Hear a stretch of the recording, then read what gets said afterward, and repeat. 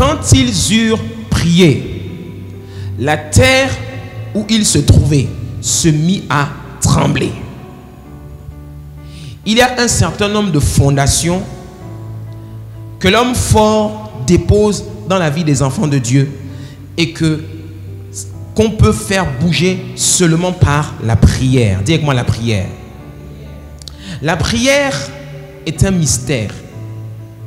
La prière n'est pas quelque chose de religieux. La prière est un mystère. Le problème, c'est que les gens pensent que la prière, c'est une habitude religieuse. C'est pour cela qu'ils s'ennuient dans la prière. La chose qui fait que les gens s'ennuient dans la prière ou n'arrivent pas à prier, c'est parce qu'ils ne prient pas avec la connaissance de la parole de Dieu. Dis avec moi la connaissance de la parole de Dieu. Quand tu connais la parole de Dieu, quand tu comprends la parole de Dieu, quand tu comprends les réalités spirituelles qui sont contenues dans la parole de Dieu, ta vie de prière change. Parce que tu comprends que chaque fois que tu élèves la voix, la terre tremble. Parce que tout simplement, tu as une autorité et cette autorité, tu l'exerces dans la prière. Dis avec moi la prière. Un citoyen du royaume de Dieu, un enfant de Dieu, un chrétien qui ne prie pas est un chrétien qui marche dans la défaite. Il est victime de toutes les stratégies et de tous les stratagèmes de Satan pour le dominer. Et il ne prospérera jamais, il ne réussira jamais, il ne brillera jamais. Alléluia. Ils ont prié et ils ont élevé la voix vers Dieu et ils ont dit: Seigneur, vois leurs menaces. Quelles menaces? Les menaces que l'adversaire profère contre eux.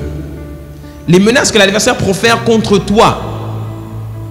Le jour où tu décides de te lever pour marcher vers ta destinée, pour prendre possession de ton héritage, sache que le royaume des ténèbres t'enverra des menaces.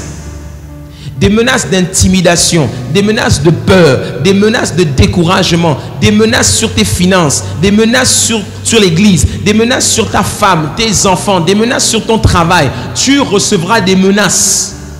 Parce que l'ennemi, ce qu'il veut, c'est que tu recules. Dis avec moi la prière. Maintenant, l'ennemi, il a peur quand les enfants de Dieu se mettent à prier. Parce que quand les enfants de Dieu se mettent à prier, la terre tremble. Et quand la terre tremble, il ne tient plus debout, il tombe. Mais pour pouvoir prier au point que la terre tremble, il faut prier sur la base de la parole, il faut prier avec foi, il faut prier en étant connecté au Saint-Esprit. Et quand la terre tremble, là, l'homme fort est délogé.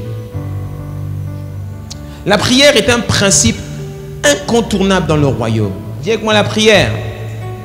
Pourquoi? Parce que le royaume de Dieu est un royaume de principes. Rien ne se fait, rien ne réussit dans le royaume sans l'obéissance aux principes. Dis avec moi les principes. Un enfant de Dieu qui ne connaît pas les principes est un enfant de Dieu qui marche à vue, qui opère à vue, qui vit à vue. À vue, ça veut dire quoi? Ça veut dire qu'il ne voit rien. Il ne voit pas d'où vient son ennemi. Il prend des baffes, mais il ne sait pas qu'il a baffé.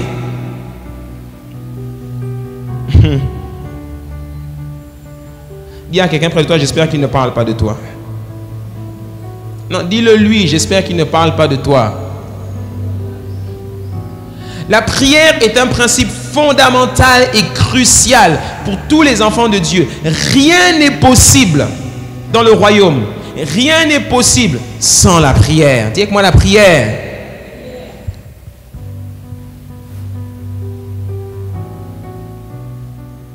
Et notre autorité en tant que citoyen du royaume, elle s'exerce, elle se trouve dans la prière. Jésus était quelqu'un qui priait tout le temps. Parce que Jésus avait mesuré l'ampleur de sa tâche. Et parce que tout simplement, il savait que le combat était rude, il devait prier.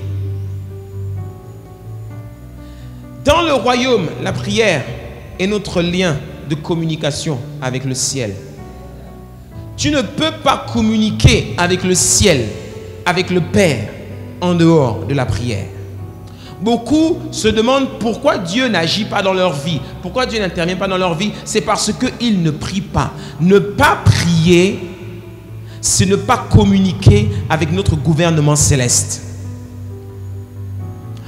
Notre gouvernement céleste a un ministère qu'on appelle le ministère de la communication, dont le ministre en charge de ce ministère, c'est l'ange Gabriel.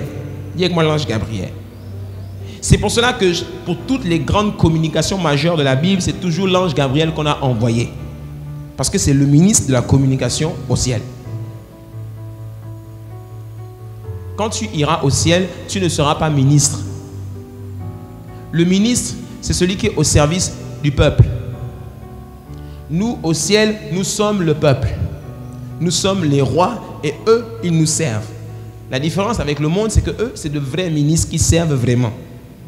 Ce n'est pas les ministres d'Afrique qui se font servir. Alléluia. Donc, sans prière, un citoyen ne peut pas être entendu par le gouvernement céleste. Sans prière, tu ne peux pas recevoir de réponse du ciel. Tu dois prier. Amen.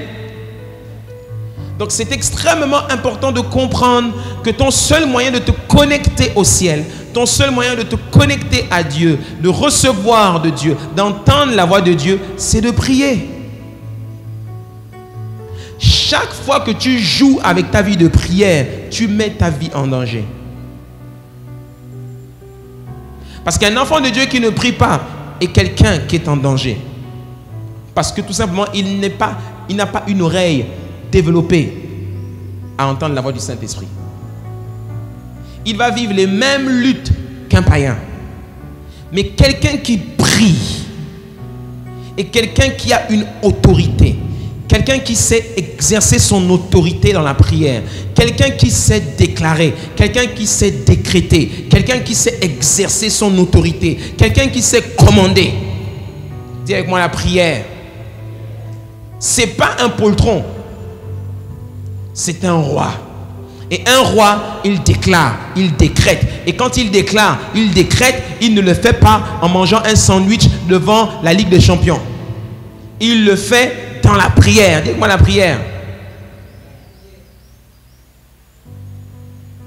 Et la prière, c'est un immense privilège que nous avons, qui nous vient de l'alliance que nous avons avec Jésus-Christ. Alléluia. C'est un privilège.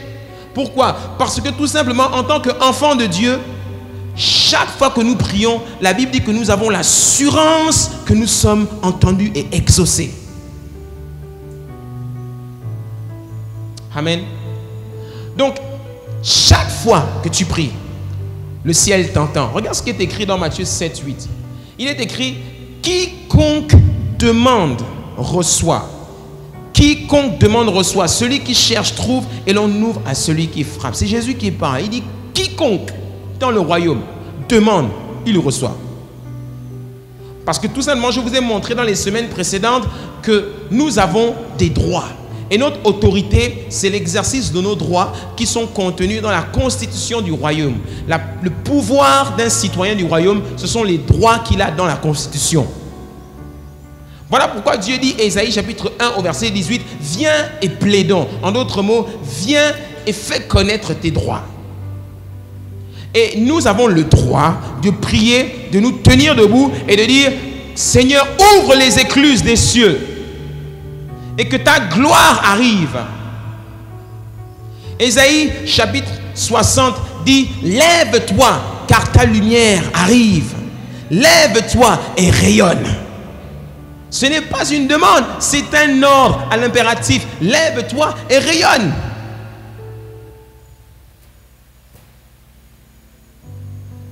Certaines portes dans nos vies sont fermées parce qu'on ne prie pas.